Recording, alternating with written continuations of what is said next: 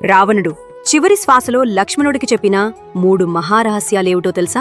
లంక యుద్ధం ముగిసింది.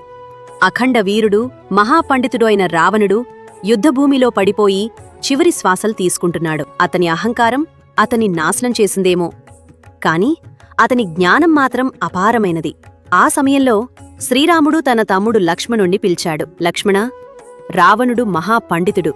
అతను మన శత్రువైనా సరే అతని దగ్గర ఉన్న జ్ఞానం అమూల్యం. అతని దగ్గరకు వెళ్లి చివరి బోధలు తెలుసుకో. లక్ష్మణుడు రావణుడి పాదాల దగ్గర వినయంతో నిలబడ్డాడు. అప్పుడు రావణుడు తన కళ్లను నెమ్మదిగా తెరిచాడు.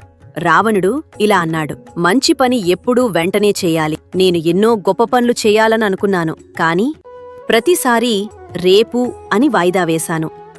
ఆ ఆలస్యం నా జీవితంలో పెద్ద తప్పుగా మారింది. రావణుడు రెండో పాఠం చెప్పాడు. చెడు పనిని ఎప్పుడూ వాయిదా వేయాలి. కోపంలో నేను సీతను అపహరించాను. ఆ సమయంలో ఒక్క క్షణం ఆలోచించి ఉండి ఉంటే ఈ యుద్ధం ఉండేది కాదు. తర్వాత రావణుడు తన చివరి రహస్యాన్ని చెప్పాడు. ఎప్పుడూ శత్రువుని తక్కువగా అంచనా వేయొద్దు. నేను రాముడిని సాధారణ మనిషిగా భావించాను. అదే నా జీవితంలో అతి పెద్ద పొరపాటు. చివరి శ్వాసలో రావణుడు ఇలా అన్నాడు, జ్ఞానం ఉన్నా అహంకారం ఉంటే అది మన నాశనానికి దారితీస్తుంది.